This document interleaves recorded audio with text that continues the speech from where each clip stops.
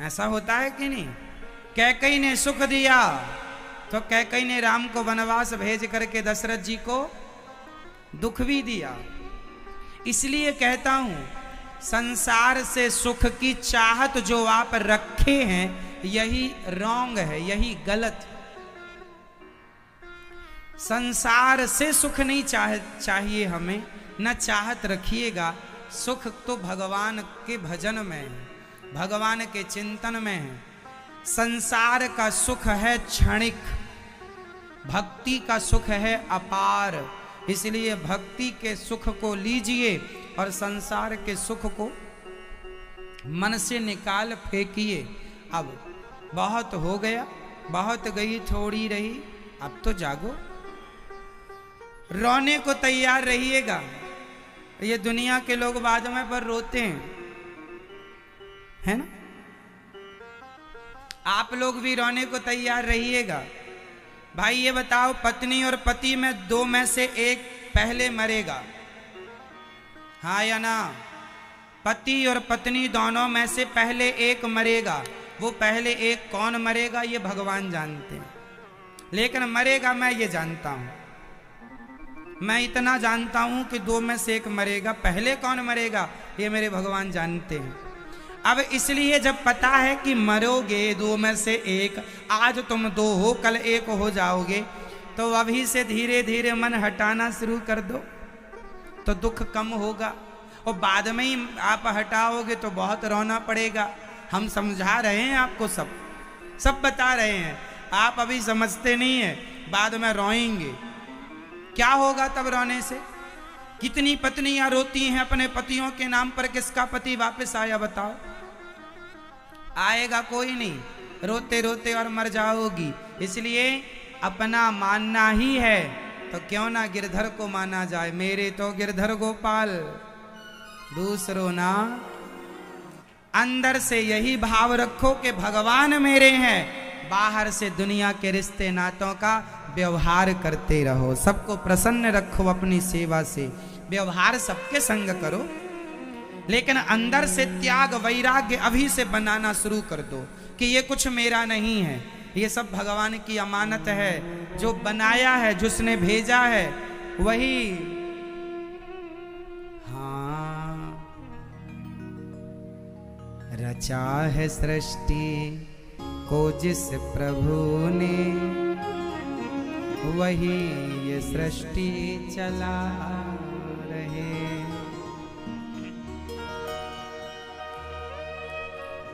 जो पेड़ हमने लगाया पहले, जो पेड़ हमने लगाया पहले, उसी का फल हम अब पा रहे हैं। नारायण की नाभि से कमल उत्पन्न हुआ, कमल में ब्रह्मा जी, और ब्रह्मा जी के द्वारा 12 भगवान प्रकट हुए, और 12 भगवान ने हिरण्याक्ष को मार के पृथ्वी की स्थापना कर दी। बोलिए 12 भगवान की। 12 भगवान ने पृथ्वी को स्थापित किया। ब्रह्मा जी के शरीर से मनु और शत्रुपा का जन्म हुआ। मनु और शत्रुपा की 5 संतानें हुई, आकुति, देवहूति और प्रसूति। आकुति का विवाह रुचि प्रजापति से हुआ, देवहूति का कर्दम जी से, प्रसूति का दक्ष से, और 2 बेटे हुए हैं, प्रियव्रत और उत्तानपाद। आकुति का विवाह रुचि प्रजापति से हुआ, जिनके यहाँ यज्ञ भगवान हुए। यज्ञ की पत्नी हुई माता दक्षिणा, और दूसरी बेटी देवहूति का विवाह कर्दम जी से हुआ। कर्दम जी का जन्म ही त्याग और तपस्या के लिए हुआ। कर्दम जी की पत्नी देवहूति राजा की बेटी हैं, पर बाबा जी के संग बड़ी खुश रहती हैं, बड़ी प्रसन्नता से अपना जीवन गुजार रही हैं। पति त्यागी ही हो, तपस्वी ही हो, ऐसा पति होना चाहिए। वही पति अच्छा जो पत्नी के साथ रहकर, गृहस्थ जीवन में रहकर परमेश्वर से रिश्ता रखे, ईश्वर से रिश्ता रखे। करदम जी दिन रात भगवत चिंतन करते हैं। करदम जी के द्वारा 9 बेटियां हुई माता देवहूति के गर्भ से। 9 बेटियां जिनका विवाह ब्रह्मा जी के मानस पुत्रों से हुआ।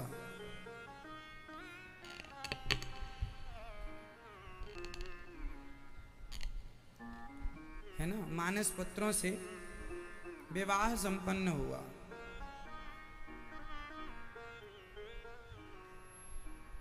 श्री करदम जी महाराज की पहली बेटी जिनका विवाह हुआ है, श्री जो देखो ब्रह्मा जी के 9 मानस पुत्र हैं। पहली बेटी है कला जिनका विवाह मरीचि से हुआ। दूसरी बेटी अनुसुईया जिनका अत्रि। तीसरा श्रद्धा जिनका अंगिरा ऋषि। हविर्भू पुलस्त जी गति पुलह से विवाही गई। क्रिया का क्रतु से। ख्याति का भृगु से।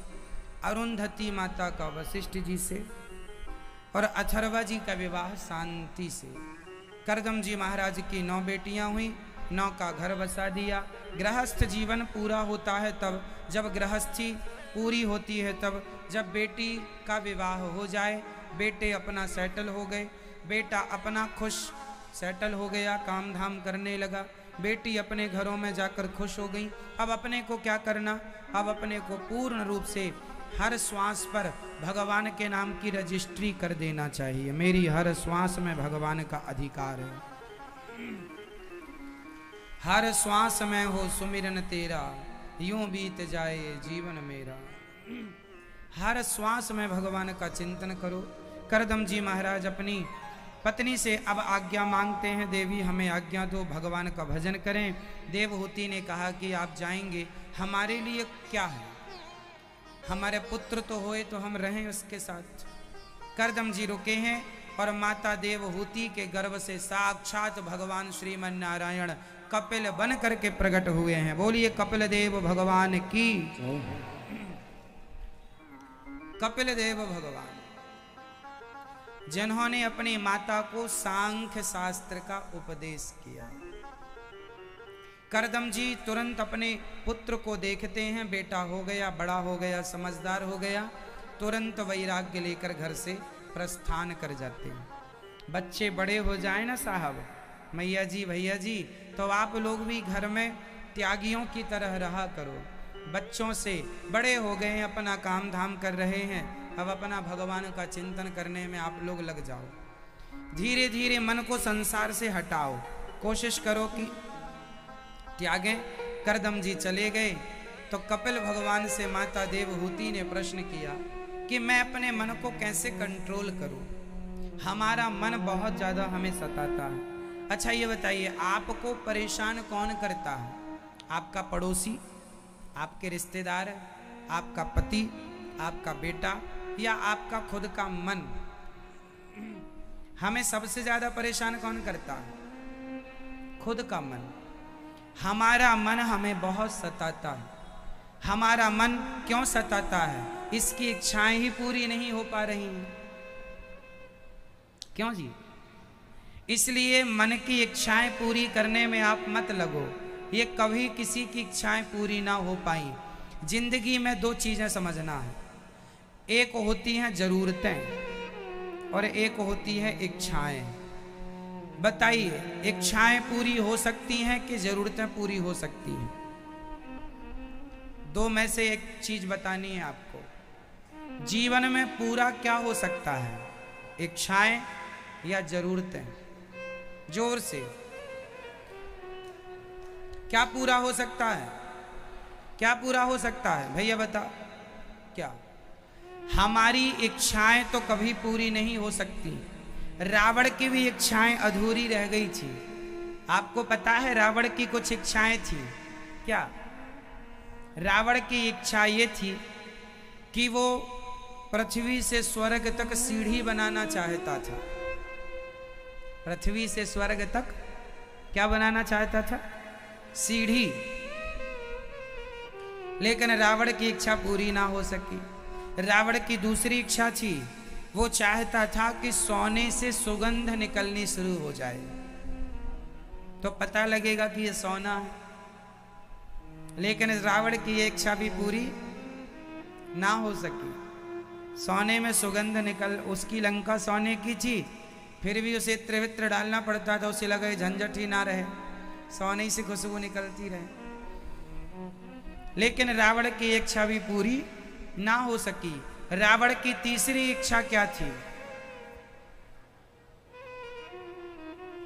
रावण की इच्छा थी कि मैं ऐसा वरदान मांगूंगा ब्रह्मा जी से कि आग तो होए पर धुआं ना होए।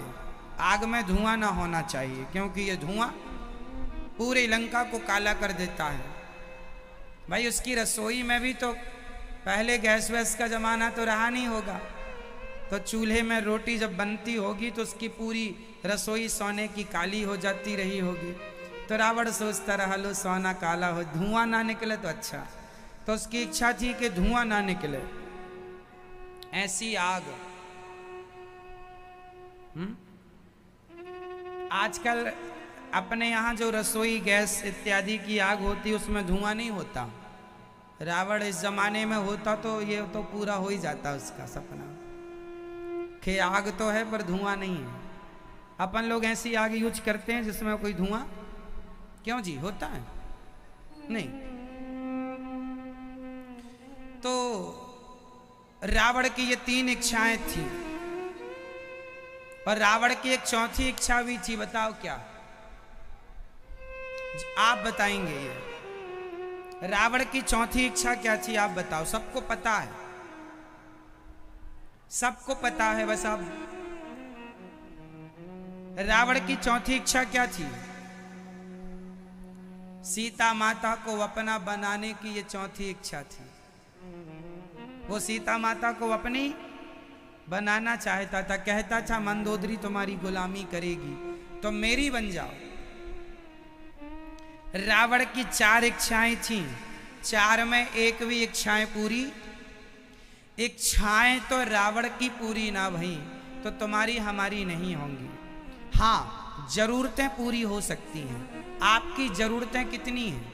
रोटी, कपड़ा, मकान और शिक्षा, ये हमारी जरूरतें हैं। तो जरूरतें पूरी कर लो अपनी अपनी, और इच्छाओं के चक्कर में ना पड़ा करो। एक बंगला बना लोगे तो दूसरे बंगले की इच्छा हो जाएगी। 1 करोड़ पैसे कमा लोगे तो 2 करोड़ और 5 करोड़ की चाहत हो जाएगी। इच्छाओं का कोई अंत नहीं है। इसलिए जिंदगी जरूरतों के मुताबिक तो होनी चाहिए, इच्छाओं के मुताबिक नहीं होनी चाहिए। इसलिए इच्छा, आज जो व्यक्ति सुखी है, आप में से कितने लोग सुखी होना चाहते हैं? पहले हाथ उठा के बताओ, फिर हम आपको उपाय बताएंगे। सुखी होना कौन कौन चाहता है? आप नहीं चाहते? हाथ उठाइए। दादाजी, आप सुखी होना चाहते हैं तो हाथ उठाओ। हाथ उठाइए ऐसे, मैया हाथ उठाओ। आप नहीं होना चाहती हो सुखी? जो लोग सुखी होना चाहते हैं वो एक मंत्र याद कर लें। जिनकी जितनी इच्छाएं होती हैं, जितनी अधिक इच्छाएं, वो उतना दुखी, और जिनकी जितनी कम इच्छाएं हैं वो उतने सुखी हैं। सुखी होने का मूल मंत्र है इच्छाओं का अंत कर देना। जिसकी ज्यादा इच्छाएं हैं वो उतना दुखी होगा, और जिसकी कम इच्छाएं हैं वो उतना, कोई इच्छा नहीं, कोई कामना ही नहीं। इसलिए कहा जाता है भगवान की भक्ति निष्काम करो। भगवान से भी हमारी कोई कामना नहीं होनी चाहिए। हम तो भगवान से भी कुछ नहीं चाहते, इंसानों से तो छोड़ ही दीजिए। कोई कामना ना हो, निष्काम, केवल भगवान से प्रेम हो। अपना काम करो, मन लगा के कर्म करो, पर निष्कामता हो। इच्छाएं खत्म हो जाएं। आपके अंदर की इच्छाएं जिस दिन खत्म हो जाएंगी, उस दिन आप देखेंगे कि आप इतने सुखी हो गए कि कोई धन दौलत आपको इतना सुखी नहीं कर सकता। तो इच्छाओं में क्या करो? ब्रेक लगाओ, कंट्रोल, कम करो इच्छाओं को। क्यों जी? आप लोगों की इच्छाएं ज्यादा हैं कि कम हैं? दादाजी बताओ, आपकी क्या इच्छा है अब इस उम्र में? कोई इच्छा नहीं। आपकी क्या इच्छा? आपकी कोई तो इच्छा होगी। आपकी क्या इच्छा है? हाँ? हमारी सामान्य इच्छाएं हम सफल हो जाएं, पैसे कमाएं, ये इच्छाएं तो रखना चाहिए। सामान्य इच्छाएं हमारे पास, देखो हम काम करें, मेहनत आप कर रहे हैं, बिजनेस आपका सफल हो, आपका काम सफल हो, आपका नाम हो, इज्जत हो, ये इच्छाएं तो ठीक हैं, थोड़ी बहुत होती हैं, कोई प्रॉब्लम नहीं है। पर आपने जिद पकड़ ली कि नहीं जी मेरे पास तो पैसा होना ही चाहिए। आपके पास उतना ही पैसा हो सकता है जितना आपके भाग्य में निश्चित है। कर्म आप कीजिए, कर्म करना आपके अधिकार में है, पर फल कितना मिलेगा उस कर्म का वो आपके हाथ में नहीं है, वो ईश्वर के हाथ में है। किसान खेत में बीज बो सकता है, अच्छी खाद डाल सकता है, अच्छा पानी डाल सकता है, पर फसल कितनी आएगी ये किसान के हाथ में नहीं है। किसान कर्म कर सकता है, खाद पानी अच्छा डाल सकता है, फसल कितनी आएगी ये ईश्वर तय करते हैं। तो कर्म आपके हाथ में है, कर्मों का फल भगवान के हाथ में है। इसलिए निश्चिंत रहा करो और इच्छाओं को जितना कंट्रोल हो सके कर लो। हमारी इच्छाएं ही हमारे दुख का कारण है। पॉजिटिव सोच रखना बुरा नहीं है। मेरा भी नाम हो, मेरा भी सम्मान हो, मेरे पास भी पैसा हो, मैं भी सफल हो जाऊं, ये इच्छाएं कोई बुरी नहीं है। ये सपना, ये सोच कोई बुरा नहीं है। लेकिन कर्म आप करते रहिए ईमानदारी से। सफलता ना देना और देना ईश्वर के हाथ में। भाई सफल होने की कोशिश तो सब करते हैं, पर कामयाब वही होते हैं जिन पर भगवान की कृपा होती है। मेहनत आप करिए, कर्म तू कर, फल भगवान देंगे, है ना। बस ये सेंटेंस गीता कहती है, कर्मण्येवाधिकारस्ते मा फलेषु कदाचन। तू कर्म कर, फल मैं देने बैठा हूं, फल पर तेरा कोई अधिकार नहीं है। समझ रहे हो ना आप? कर्म करो, है ना। भाई आपने अपने घर में बोर कराया, बोर जानते हैं पानी के लिए, बोरवेल आपने कराया, तो हम लोग अपने घर में पानी की चाहत से कि हमारे घर में पानी की दिक्कत खत्म हो, पानी निकल आए, तो हम लोग होल कराते हैं, बोर कराते हैं। बोर कराना हमारे हाथ में है। पानी निकलेगा कि नहीं, पीने लायक निकलेगा कि नहीं, ये ईश्वर तय करेगा। कर्म आप कीजिए, है ना। कितनी बार हम हजार फीट खोद देते हैं, पानी नहीं मिलता, मिलता भी है तो पीने लायक नहीं मिलता। और बाजू वाले के घर में बिल्कुल 100 फीट में ही पानी मिल गया है उसको, हाँ या ना। तो ये कर्म करना आपके हाथ में है, कर्म का फल मिलेगा नहीं, वो ईश्वर के हाथ में है। इसलिए फल के चक्कर में परेशान ना हुआ करो। इच्छाओं को कंट्रोल कर लो, प्रसन्न रहोगे। हमारी कोई चाहत नहीं है, कोई इच्छा नहीं है। जैसे रखें भगवान, महलों में रखें तो महलों में रह लें, घास की झोपड़ी में रखें तो घास की झोपड़ी में रह लें, खाने को 56 भोग दें तो खाने में 56 भोग खाएं, ना दें तो चना चबा लें। जैसे रखें राम जी रहना चाहिए और सीता राम कहना चाहिए। जैसे मेरे भगवान जी रख दें वैसे ही रह लो। आपको तो निश्चिंत होना चाहिए। क्या होना है? प्रसन्न। जो हो रहा है भगवान की मर्जी से हो रहा है, ये मानकर ये जानकर प्रसन्न रहो, खुश रहो। तेरे फूलों से भी प्यार, तेरे कांटों से भी प्यार। कपिल भगवान ने तो मन बड़ा चंचल है, मन बहुत सताता है हमें। इसलिए मन को कैसे वश में किया जाए, आज मैं मन को वश में करने के उपाय बताता हूँ। गीता में भगवान ने कहा है, अभ्यासेन तु कौन्तेय वैराग्येण च गृह्यते। अभ्यास कीजिए। घोड़ा को वश में करने के लिए घुड़सवार उसको घोड़े को वश में करने का अभ्यास करता है। साइकिल चलाने का अभ्यास किया था तो साइकिल आ गई थी। क्यों जी, हम लोगों ने, आपको साइकिल चलानी आती है? तो जब सीखा था तो 2 4 10 दिन लगे होंगे साइकिल सीखने में, हाँ या ना? तो साइकिल सीखने में समय लगता है। जैसे साइकिल चलाने का अभ्यास किया तो अभ्यास से साइकिल चलानी आ गई, उसी तरह जब आप मन को कंट्रोल करने का अभ्यास करेंगे तो आप भी अपने मन को जीत लेंगे, मन को कंट्रोल कर लेंगे, साध लेंगे। और मन जिस दिन स्थिर कर लिया ना, उसी दिन भगवान का दर्शन होगा, उसके दूसरे दिन नहीं, उसी दिन।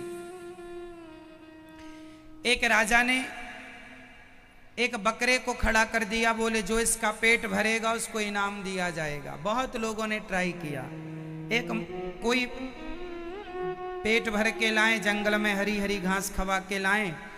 राजा बोले कि अब मैं ट्राई करूं, तो राजा जरा सी घास डाले तो बकरा फिर से खाने लग जाए। राजा बोला यदि इसका पेट भरा होता तो ये मेरे घास डालने पर खाता क्यों? ये खा रहा है, इसका मतलब इसका पेट नहीं भरा। तो बकरा कितना भी पेट भरा हो उसका, लेकिन आप घास डालेंगे वो फिर से खाने लग जाएगा। ये स्वभाव होता है बकरे का, हाँ या ना? एक संत जी को पता चला कि बकरे का पेट भरना है, तो जंगल ले गए बकरे को। वो घास खाया तो उतनी घास खवाया संत जी ने जितनी उसको जरूरत थी। बाकी घास खाने लगा तो उसके मुंह पर एक लाठी मारी, फिर खाया, फिर लाठी मारी, फिर खाया, फिर लाठी मारी। इतनी लाठियां मारी, बकरा चुपचाप खड़ा हो गया। उसे लगा खाता हूं तो ये मारता है, अब खाते ही नहीं, बकरा आंख बंद करके खड़ा है। ऐसा लग रहा है बकरे को घास से वैराग्य हो गया। राजा के आगे संत जी ने खड़ा कर दिया, महाराज इसका पेट भर चुका है। राजा ने देखा पेट तो खाली है। राजा ने हरी हरी घास डाली तो बकरे ने बाबा जी को देखा खड़ा है, आंख बंद कर ली। उसे पता था खाऊंगा तो पिटूंगा। तो ये जो बकरा है वो आपका मन है। जैसे बकरे का पेट कभी नहीं भरता, ऐसे मन का पेट कभी नहीं भरता। कितना भी सुख दे दो मन को, कितनी भी इच्छाएं पूरी कर लो मन की, आज इच्छाएं पूरी करेंगे, कल फिर प्यासा का प्यासा होगा।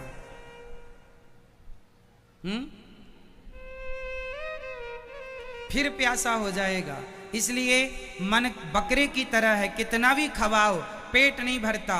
इसलिए संत जी ने लाठी उठाई और मुंह में मारना शुरू किया।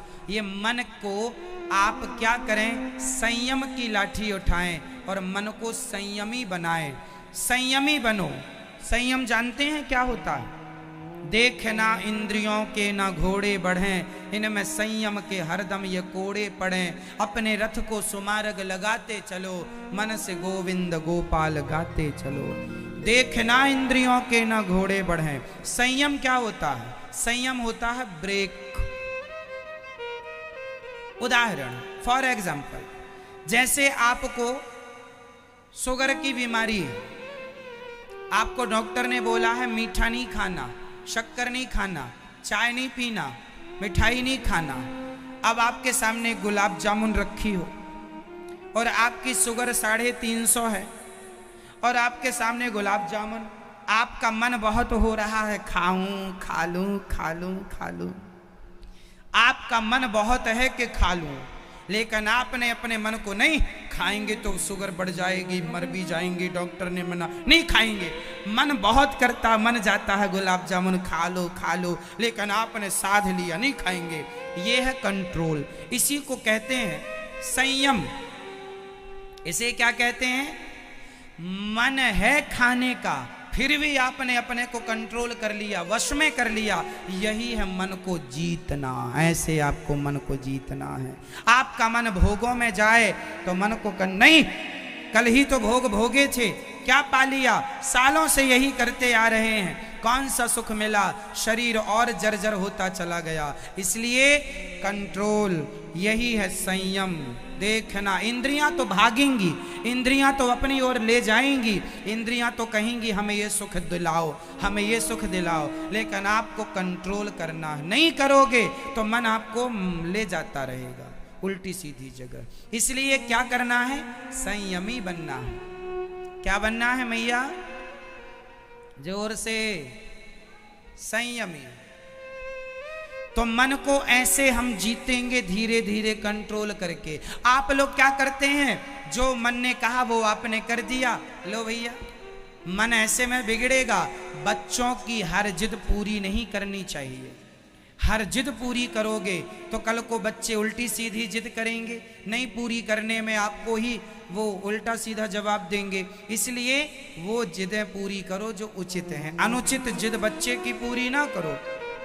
यदि नहीं माने तो 2 थप्पड़ भी माँ बाप मार ही देते हैं। उसी तरह ये जो आपका मन है ये भी बच्चे की तरह है, ये भी सब प्रकार की जिद करता रहता है, लेकिन हर जिद पूरी नहीं करना।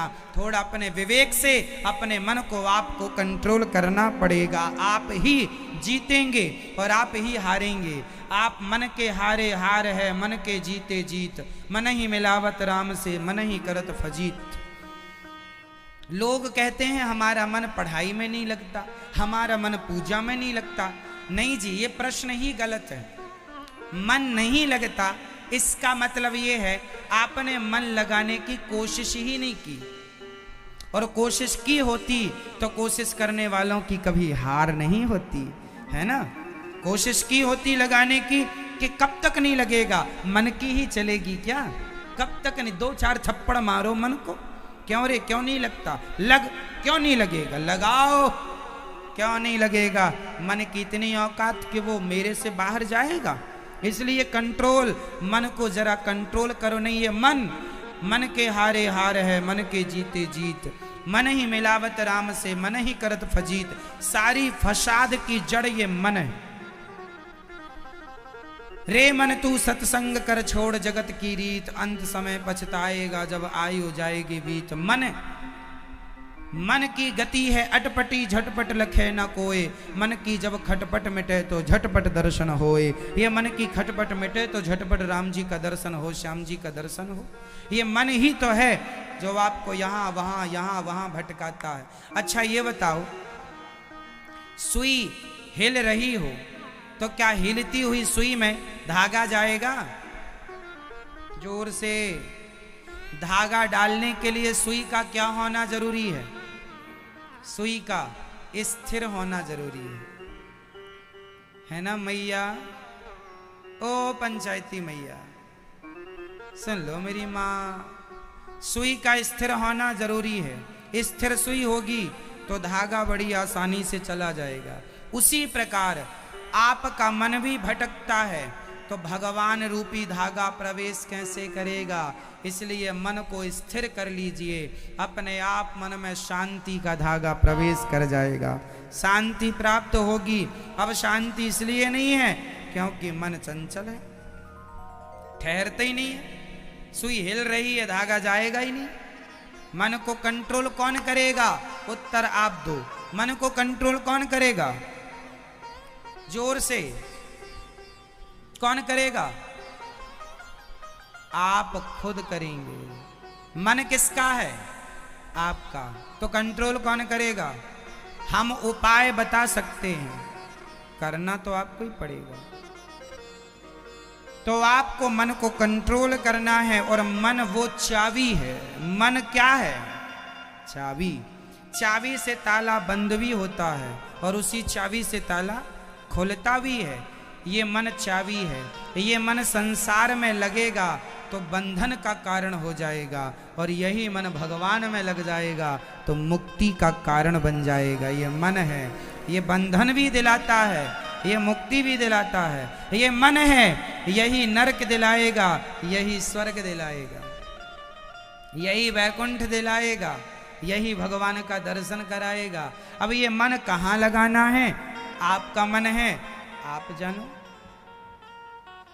किसी का मन सत्संग में लगा है, तो किसी का मन जुआ और शराब में लगा है, किसी का मन भोगों में लगा है, तो किसी का मन भजन में लगा है। मन आपका एक ही है, चाहे भोगों में लगा लो, चाहे भजन में लगा लो, चाहे संसार में लगा लो, चाहे भगवान के चरणों में लगा लो, कथा में लगा लो। मन एक ही है, एक एक मन सबको मिला है। मन न भये 10-20, एक हतो सो गयो श्याम संग, को आराध है ईस उद्धव, मन न भये 10-20। मन तो एक है, और एक है तो वो भी श्याम सुंदर में चला गया। इसलिए मन भगवान में लगाओ। आपका मन कहाँ लगा है मैया? जैसे हमारी माताओं का मन प्रपंच में लग जाता है, पंचायत में, निंदा चुगली में बड़ा मन लग जाता है। हाँ फिर क्या हुआ वो पड़ोसी के साथ? हाँ हाँ अच्छा, हाँ हाँ अच्छा, हाँ।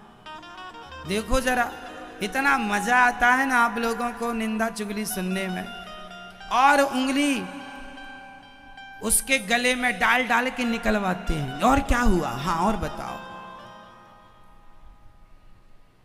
देखो जैसे दादाजी का मन सोने में लगा हुआ है, मस्त।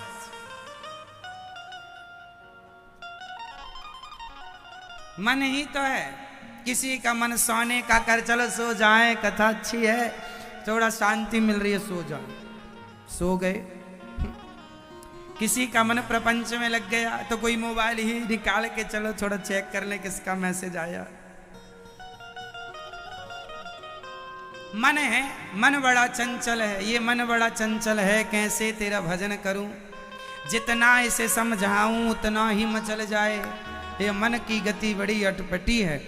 यदि आदमी अपने मन को, जो व्यक्ति अपने मन को जीत लेता है, वही सारे संसार को जीतने की ताकत रखता है। जो अपने मन से हार गया वो सबसे हार गया। इसलिए मन आपका कौन है? अच्छा ये बताओ, मन आपका गुलाम है या आप मन के गुलाम हैं? उत्तर दो। मन आपका गुलाम है या आप मन के गुलाम हैं? जल्दी से बताओ, आप बताइए।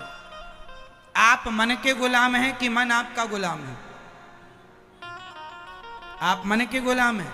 बताओ जी। मैया आप बताओ, चश्मा वाली मैया जो आगे बैठी, हाँ आप बताओ, कौन आप मन की गुलाम हो कि मन आपका गुलाम है? मन आपका गुलाम है कि आप मन की गुलाम हो? आप मन की गुलाम आप हो? समझ में नहीं आ रहा महाराज जी क्या कह दें हम। आप बताओ दादाजी, बताओ कौन किसका गुलाम है? आप मन के गुलाम है या मन आपका गुलाम है? ऐसे बताओ। चलो हम ही बताएं आपको। मन जो है ये हमारा गुलाम है। ये मन जो है हमारे नौकर चाकर है। मन हमारा गुलाम है।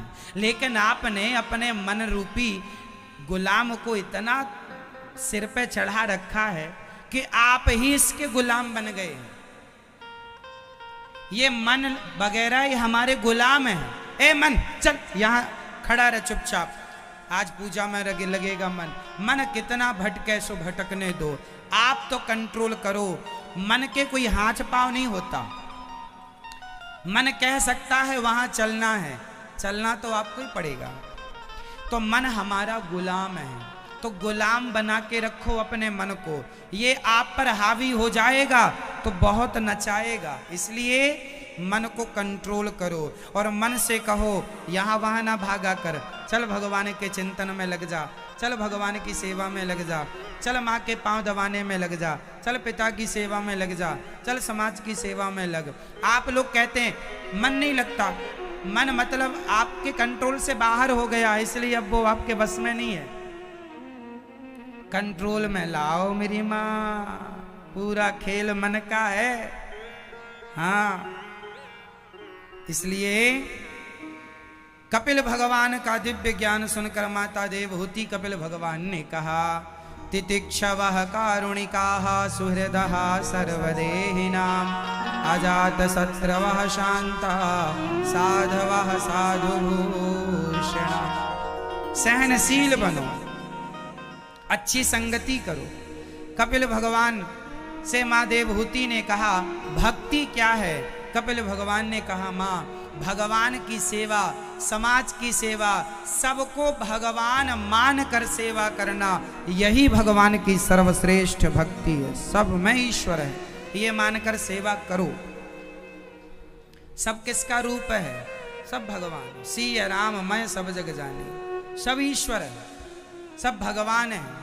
अच्छा ये बताओ आपके अंदर कौन बैठा है? भगवान। आपके अंदर कौन है? आपके अंदर कौन है? अरे सिंपल है ना, आपके अंदर के भगवान निकल गए तो आप मर जाते हैं। आत्मा निकल गई, आत्मा ईश्वर का अंश है, ईश्वर अंश जीव अविनाशी, तो आत्मा भगवान का स्वरूप है। आत्मा निकलती है तो आप मर जाते हैं, गिर जाते हैं, पड़े हैं। तो आपके अंदर आत्मा के रूप में आखिर था तो परमात्मा ही। हाँ या ना? बोलो हाँ या ना? इसलिए हर रूप में भगवान ही है। कहने को है कि ये राम सिंह है, ये कृष्ण देव राय, कहने की बातें हैं कि ये फलाना है, ये फलाना है, सबके अंदर ईश्वर ही है।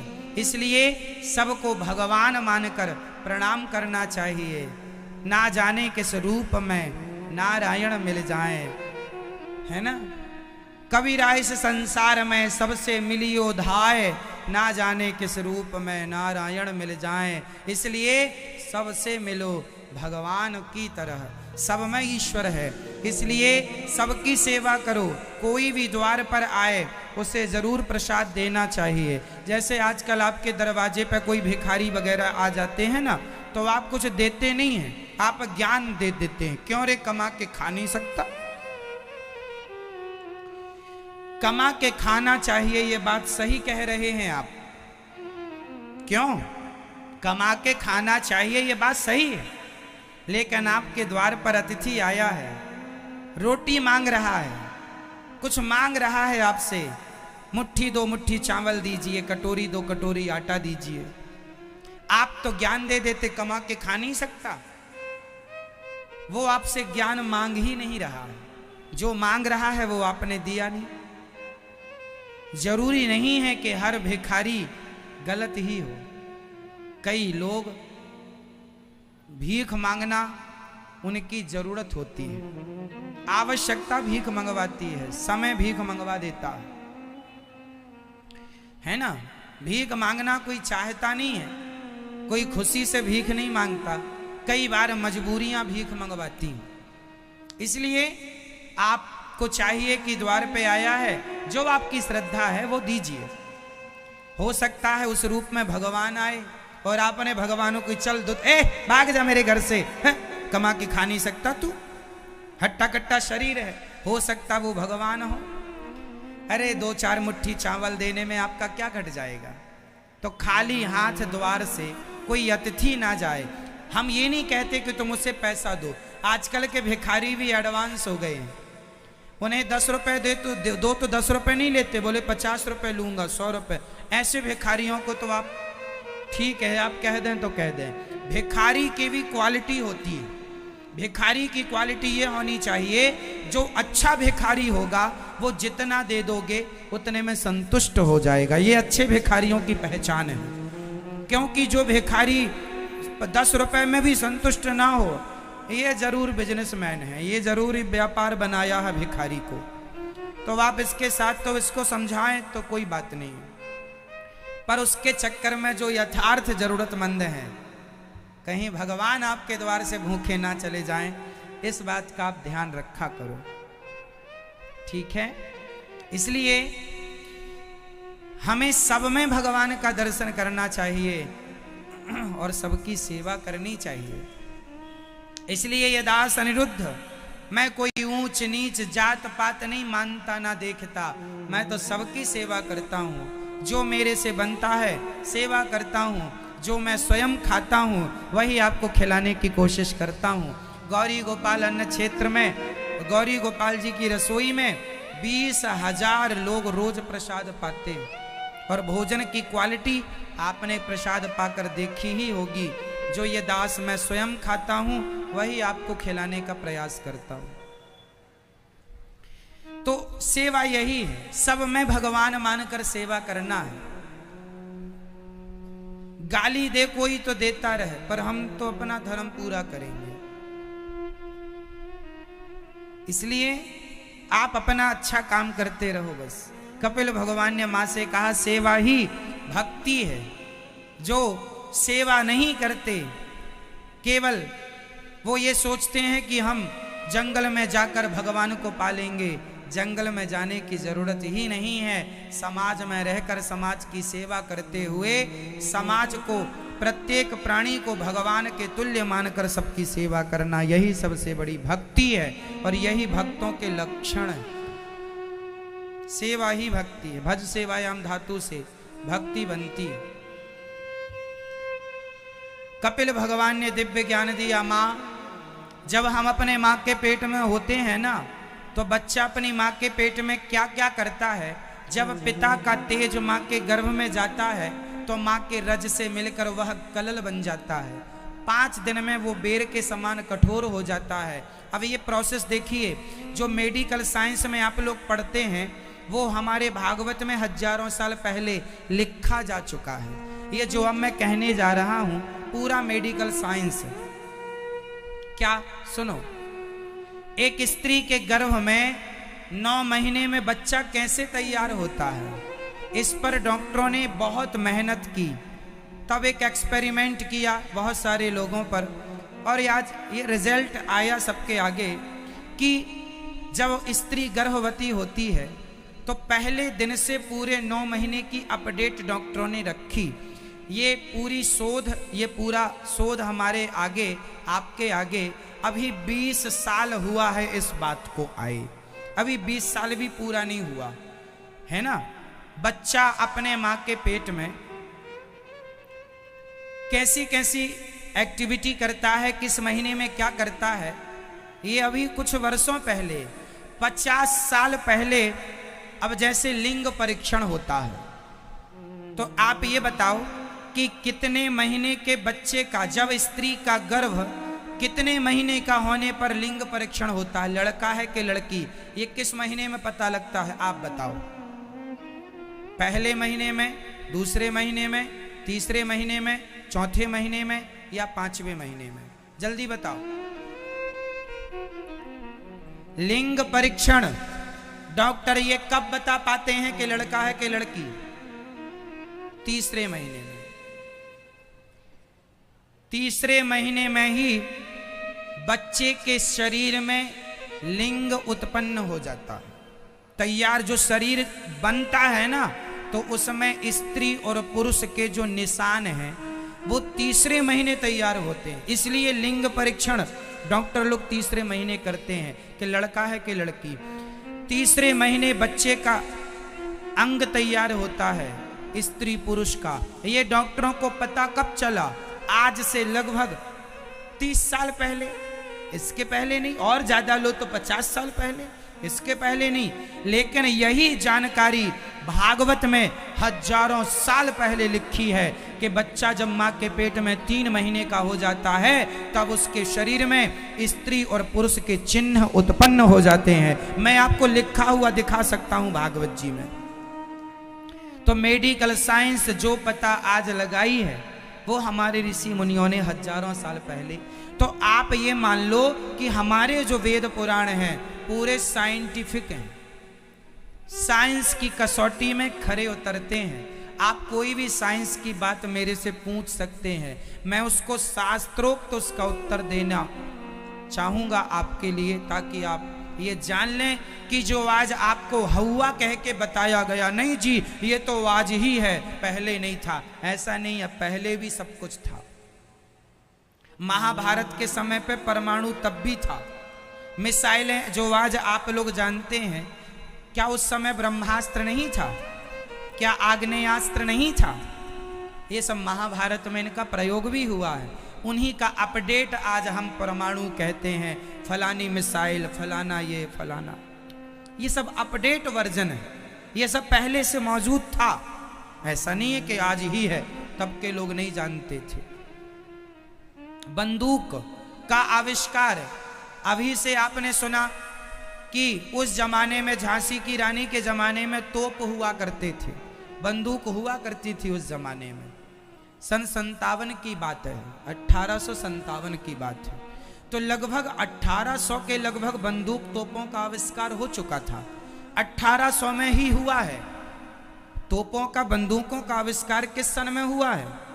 1800 के लगभग में हुआ है। आज 2000 चल रहा, 2022 है ना। लेकिन महाभारत में भी, जब मैंने महाभारत पढ़ा तो उसमें नलिका शब्द मिला मुझे युद्ध में। उस जमाने में भी नलिका मतलब बंदूक का यूज होता था। हाँ, वो अलग प्रकार की बंदूक रही होगी, अलग प्रकार से काम करती रही होगी, माना कि यह अलग वर्जन रहा होगा, पर यूज सब हुआ था। महाभारत के युद्ध में भी बहुत बड़ी टेक्नोलॉजी का यूज हुआ था, टेलीविजन का यूज हुआ था। कैसे? जो टीवी आज आप लोग देखते हैं, टेलीविजन हम देखते हैं, कैमरा देखते हैं, ये पहले था। महाभारत के समय इसका प्रयोग भी हुआ है, मैं लिखित बता सकता हूं आपको। जैसे महाभारत हुआ था कुरुक्षेत्र में, और संजय बैठे थे हस्तिनापुर में। तो कुरुक्षेत्र का आंखों देखा हाल संजय धृतराष्ट्र को बता रहे थे कि नहीं? हाँ या ना? ये गीता में लिखा है साहब कि महाभारत का आंखों देखा हाल संजय किसे बता रहे थे? धृतराष्ट्र को। कैसे बता रहे थे? उनके सामने उस जमाने के हिसाब का एक टेलीविजन लगाया गया, उसको महाभारत के उस सैटेलाइट से जोड़ा गया, जो वहां की खबर तुरंत वहां उस टेलीविजन पर, टीवी पर चलाए, और वहां से देख देख के वो सब बताते गए। उस जमाने में उसे शक्ति कहा जाता था। शक्ति के कारण, क्या कहा जाता था? शक्तियों के कारण संभव था। आज की भाषा में टेलीविजन है वो, हाँ या ना? तो ऐसा नहीं है कि आपका आविष्कार आज ही आपके सामने है, पहले नहीं। आकाशवाणी जो आप सुनते हैं, आज के मुख्य समाचार आकाशवाणी से सुनते हैं। पहले तो वो चलता था, जो शादियों में भी पहले टीवी ज्यादा नहीं हुआ करती थी, तो वो होता था ना अपन क्या, रेडियो, उसमें आकाशवाणी के ही समाचार हम लोग सुनते थे। आज के मुख्य समाचार आकाशवाणी से। कहाँ की प्रस्तुति? आकाशवाणी की प्रस्तुति। क्यों जी, हाँ या ना? तो ये जो आकाशवाणी है कि आकाश से बंबई में बोला जा रहा, जैसे मैं वृंदावन में बोल रहा हूं और मेरी बोली आवाज लोग टीवी के द्वारा अपने घरों में सुन रहे हैं, तो ये क्या है?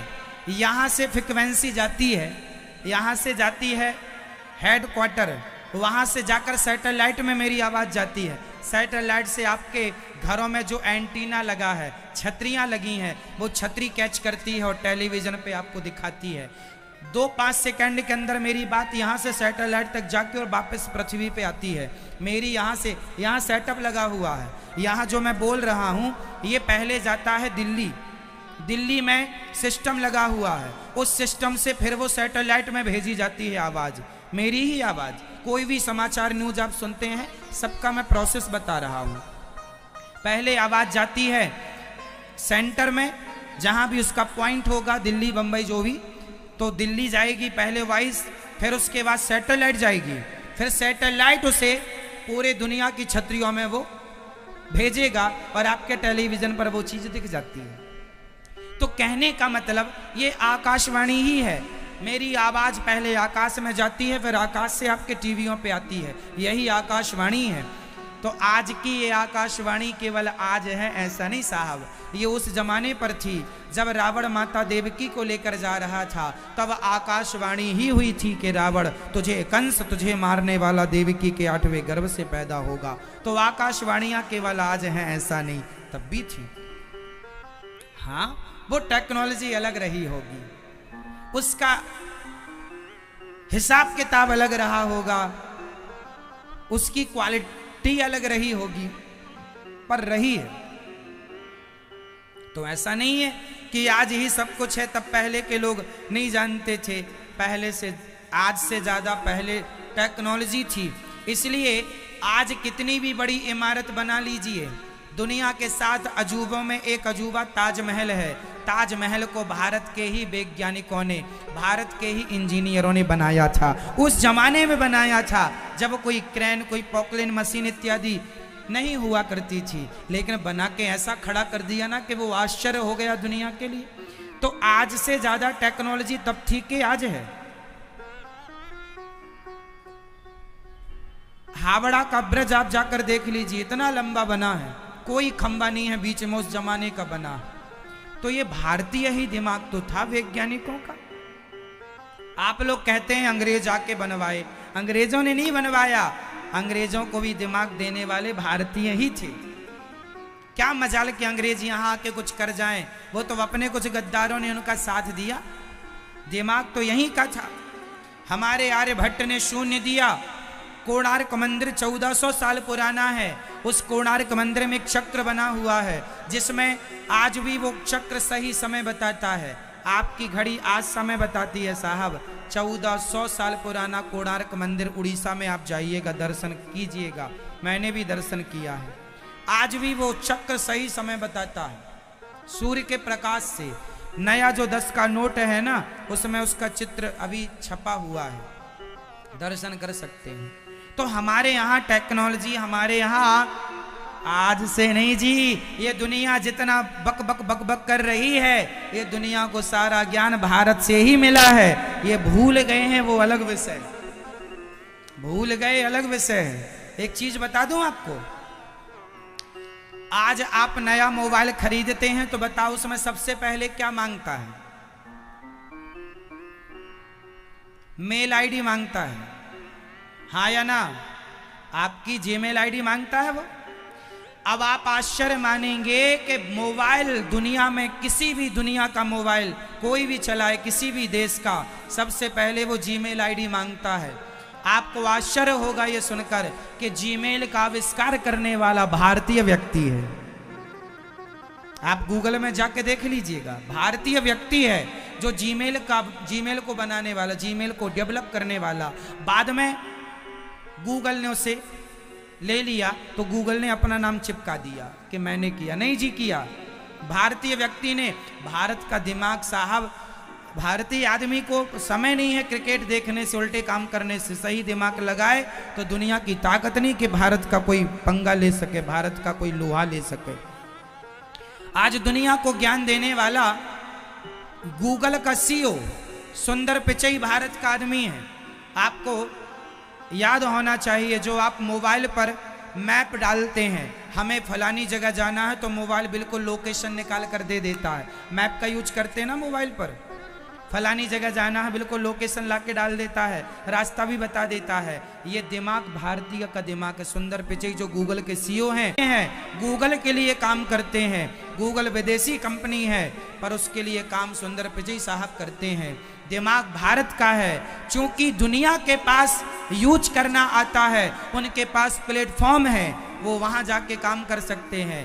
भारत की कमी ये रह गई कि भारत के सरकारों ने भारत के लोगों को वो प्लेटफॉर्म ना दे पाए जिसकी उन्हें जरूरत थी। यदि दे पाते तो सुंदर पिचई आज भारत के लिए काम कर रहा होता और देश का नाम रोशन हो रहा होता, जो कि वो गूगल के लिए काम कर रहे। अब वो कितना भी काम कर जाए, पर नाम तो गूगल का ही होगा। है दिमाग भारतीय, पर नाम हो रहा है गूगल का। अब यही है कि हमारे यहां काम का कोई मूल्य नहीं मानता आदमी, मूल्य नहीं समझता। काम करने वाले का पांव पकड़ के खींचने वाले मिल जाएंगे आपको। आप अच्छा काम करिए, पांव पकड़ के खींचेंगे, ना आपका सपोर्ट करेंगे, ना आपको वाहवाही देंगे और गालियां और देंगे। इसलिए जो समझदार लोग हैं वो सोचते हैं कि वहीं चलो। इसलिए बड़े अच्छे डॉक्टर, दुनिया के बड़े बड़े देशों में जितने बढ़िया डॉक्टर, टॉप के डॉक्टर मिलेंगे, वो भारतीय डॉक्टर हैं। आज आप नासा में जितने बड़े बड़े वैज्ञानिक होंगे, उनमें आधे तो भारतीय हैं। भारतीय वैज्ञानिक काम कर रहे हैं विदेशों के लिए। क्यों? क्योंकि हमारे देश में उन्हें जो मिलना चाहिए सम्मान, आदर, शायद वो नहीं मिला, इसलिए वो वहाँ चले गए। लेकिन मैं आपको ये निवेदन करूं कि दिमाग से हम, बुद्धि से हम, संस्कारों से हम ना पीछे थे, ना पीछे हैं, ना पीछे रहेंगे। दुनिया ने बताया है बढ़ चढ़ करके कि भारत के पास कुछ नहीं था। नहीं जी, नहीं था कुछ, तो 0 देने वाले हम ही थे। दुनिया को 10 की संख्या देने वाले हम ही थे। दशमलव देने वाले हम ना होते तो पृथ्वी से सूर्य की दूरी ना निकलती। चलिए, बातें अच्छी हैं, हम तो केवल आपको भारत का पक्ष रख रहे हैं कि आप अपने भारत को कहीं से कम ना आके, ना समझें, ना माने। भारत तो हमारा सबसे सुंदर देश, सबसे अच्छा देश। भारत की तुलना किसी देश से हम कर ही नहीं सकते, कोई तुलना ही नहीं है देश की हमारे किसी से। तो साइंस हमारे शास्त्रों में भरा है।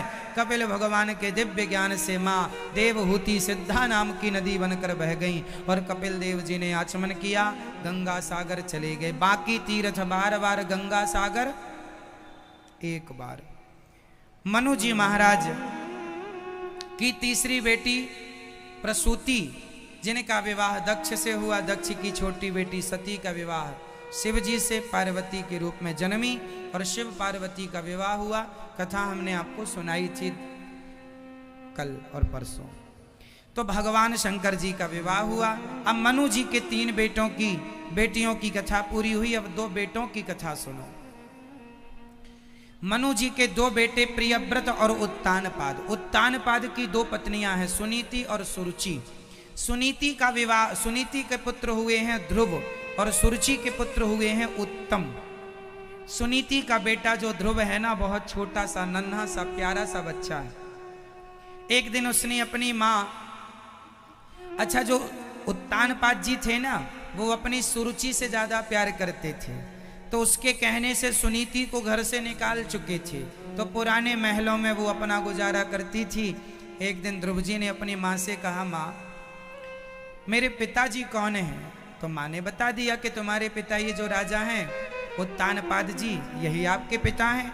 तो ध्रुव बड़े प्रसन्न हुए और आज खेलते खेलते अपने राज दरबार में पिता के पास गए और पिता की गोद में जाकर जब ध्रुव जी महाराज बैठने लगे तो पास में खड़ी सौतेली माँ सुरुचि ने हाथ पकड़कर नीचे गिरा दिया।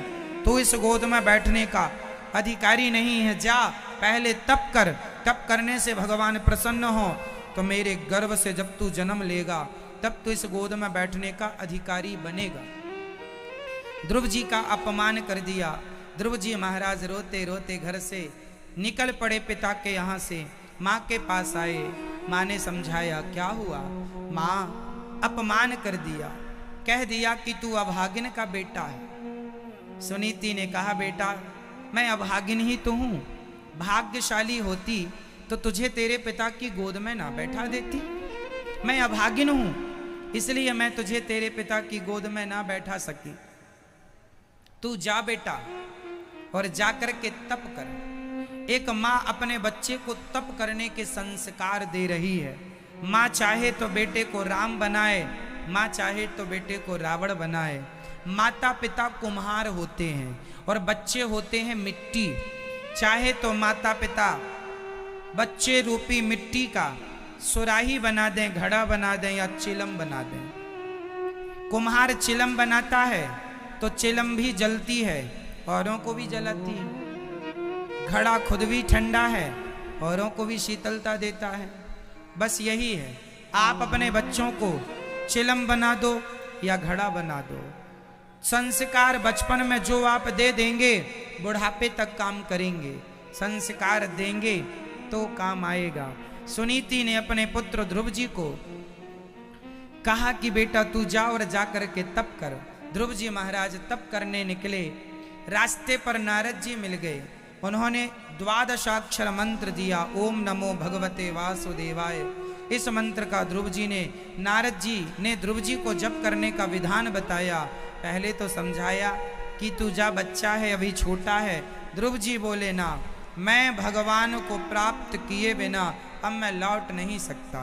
ध्रुव जी छोटे हैं पर संकल्प अच्छा है। जब आए यहाँ मथुरा, ये यमुना जी के किनारे वृंदावन क्षेत्र में, मधुवन में ध्रुव जी ने खूब तपस्या की, बिना कुछ खाए पिए, और देखो अपने माता की आज्ञा मानकर ध्रुव जी भगवान को प्राप्त करने निकले हैं।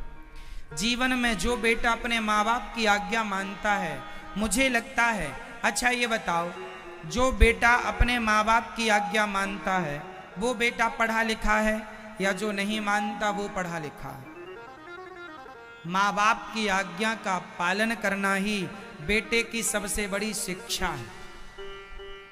आप मानते हैं तो आप शिक्षित हैं, नहीं मानते आप शिक्षित नहीं। इसलिए अपने माँ बाप की आज्ञा का पालन किया करो। माँ बाप भगवान के तुल्य होते हैं। माँ मर जाती है तो बच्चे रोने बैठ जाते हैं, जिंदा होती है प्यार से बात करने का समय नहीं था, पास में बैठकर जरा पूछे भी नहीं कि माँ आपको तकलीफ क्या है, और आज मर गई तो केवल रोने के लिए बैठ गए। रोने भी इसलिए बैठे हैं कि लोग क्या कहेंगे कि माँ मर गई और रोता भी नहीं है, इसलिए रो लेते हैं। नहीं, आजकल के बच्चों का बस चले तो माँ के मरने में रोए भी ना। हाँ, इसलिए कहता हूं कि आप अपने अपने कर्तव्यों का पालन किया करो। माँ बाप भगवान के तुल्य हैं। इसलिए ये दास अनिरुद्ध, हम कुछ नहीं जानते, केवल माँओं की सेवा करते हैं। देखो ना, माँ की सेवा ने आज हमें जो कुछ मिला है, आज हमारे पास जो कुछ है, ये माताओं की सेवा के बल पर ही तो है, माताओं की सेवा से ही तो है। जब हमें माँओं की सेवा का फल मिल सकता है तो आपकी माँ का सेवा का फल आपको क्यों नहीं मिलेगा? माँ की सेवा का फल बहुत मिलता है, मैं इस बात का गवाह हूं। आपकी कितनी माताएं हैं? आपकी कितनी माँ हैं बताओ? आपकी कितनी माँ हैं? एक। और ये दास अनिरुद्ध की कितनी माएँ हैं? हजारों, 250 माताएं तो यहाँ रहती हैं। और जो टीवी पर देखती हैं हमारी माताएं, आशीर्वाद घर बैठे देती हैं वो माताएं, और आप लोग जो बैठी हो हमारी माताएं, ये सब मिला के मेरी तो करोड़ों माताएं हैं, लाखों करोड़ों माताएं। सभी माताओं का आशीर्वाद मुझे मिलता है, तो आपके दुआ, आपके आशीर्वाद से देखो ये दास अनिरुद्ध आपको कथा सुना पाता है। तो ये सेवा का परिणाम है। आज गौरी गोपाल भगवान को, गौरी गोपाल भगवान की सेवाओं को आज पूरी दुनिया देख रही है, पूरी दुनिया जान रही है। ये क्यों जान पा रही है? सेवा के बल पर ही तो जान रहे हैं आप लोग। इसलिए एक ही संकल्प, एक ही नारा, सेवा ही है धर्म हमारा। हमारा धर्म क्या है? केवल सेवा करना। आज गौरी गोपाल आश्रम में 250 माताएं रहती हैं, 250 माताएं रहती हैं। उन सभी माताओं में प्रत्येक माता का आप दर्शन कर सकते हैं। किसी भी माँ को यहाँ कोई तकलीफ नहीं है। जो सबसे हमसे बनता है इन माँओं की सेवा हम उस प्रकार से करते हैं। यहाँ पर जो माताएं रहती हैं ना, वो माताएं रहती हैं जिनके अपने बच्चों ने घर से निकाल दिया, बेटे ने निकाल दिया, बहू ने निकाल दिया, यहाँ तक कि बेटियों ने भी निकाल दिया। ऐसी भी माएँ हैं जिनकी बेटी ने भी निकाल दिया। तो बेटियां भी, हमने अभी आपको बताया